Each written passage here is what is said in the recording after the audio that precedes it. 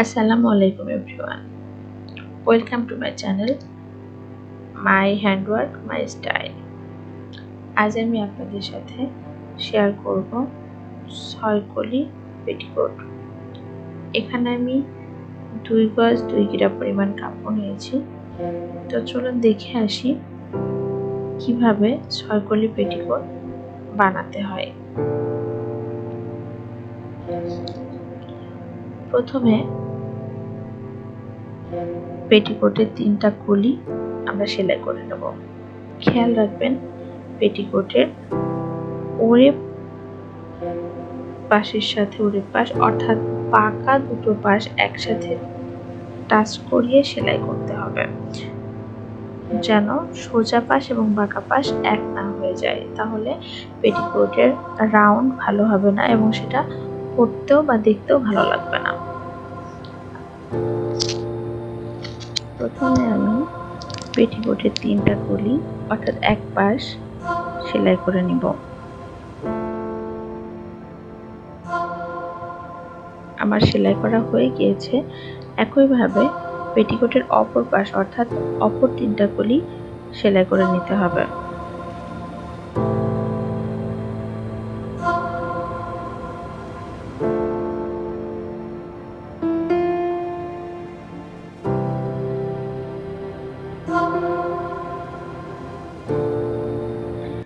আমার দুটো পার্টই সেলাই হয়ে গিয়েছে। এবার দুটো পার্টের 2 পাশ সেলাই করে নিতে হবে। তার আগে বলে রাখি, যেহেতু আমরা এখানে বেল্ট লাগাবো, তাই বেল্ট লাগানোর জন্য এক পাশে একটু সেলাই ফাঁকা অংশ রাখতে হবে, অর্থাৎ ফাড়া রাখতে হবে। এটা আমি রেখেছি 3.5 ইঞ্চি পরিমাণ। আপনারা কম বেশি রাখতে পারেন, যার যতটুকু প্রয়োজন। এখানে 3.5 ইঞ্চি পরিমাণ বেল্টের জন্য যে ফাড়া রাখবো সেটা ফাঁকা রেখে বাকি অংশটুকু সেলাই করে নিতে হবে। দেখুন ফাড়াটা এমন আসবে। এবার আমরা অপর পাশটাও সেলাই করে নিব।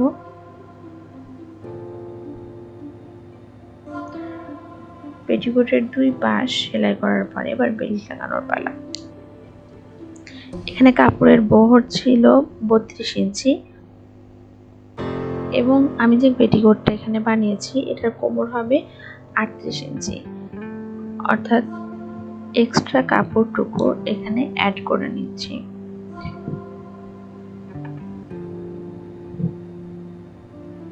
এখানে বেল্ট লাগানোটা ভালো করে লক্ষ্য করবেন, কারণ পেটিকোট বানানো যতটাই সহজ, বেল্ট লাগানো ততটাই কঠিন।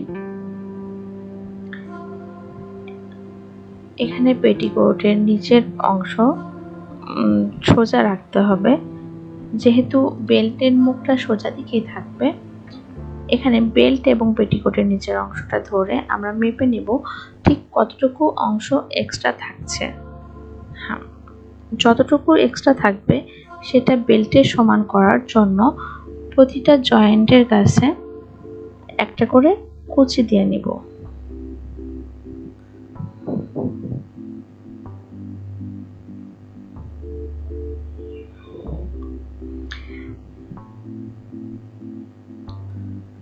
আমার বেল্ট লাগানো হয়ে গিয়েছে।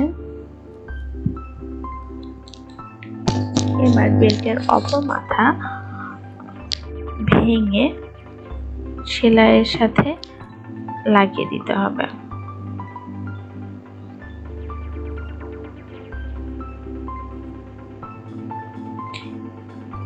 এখানে একটা জিনিস খেয়াল রাখবেন, যেন বেল্টটা ওরেপ না হয়ে যায়। এর জন্য বেল্টের যে কাপড়টা সেটা কখনোই টানবেন না। পেটিকোটের নিচের অংশের যে কাপড়টা আছে সেটা সবসময় টেনে রাখতে হবে এবং বেল্টের কাপড়টা সবসময় হালকা হাতে সেলাই করতে হবে।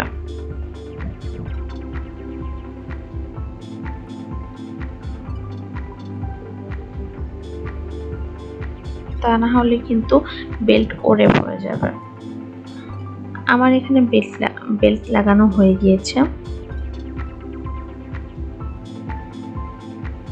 এরপর বেল্টের পাশ দিয়ে ডাবল সেলাই দিব।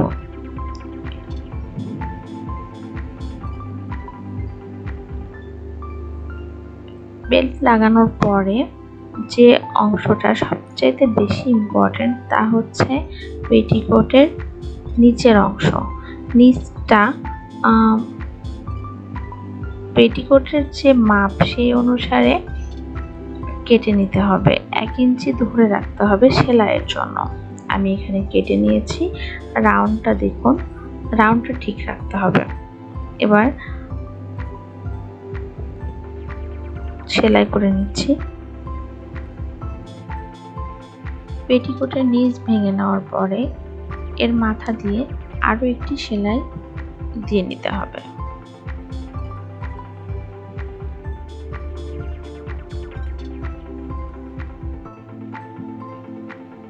আমার পেটিকোট বানানো হয়ে গিয়েছে। এবার নিচের রাউন্ডটা ঠিক রাখার জন্য আমি আপনাদের সাথে যে টিপসটি শেয়ার করব সেটা মনে রাখবেন। প্রথমে পেটিকোটটা মাঝ বরাবর আমরা একটা ভাঁজ দিয়ে নিব। দেখুন পেটিকোটের রাউন্ডটা ঠিক আছে। এরপর আমরা আবারও একটি ভাঁজ দিয়ে নিব। এখানে নিচে যদি কোনো অংশ ছোট বড় না থাকে তার মানে এটার রাউন্ড ঠিক আছে। Thank you for watching my video. আল্লাহ হাফেজ।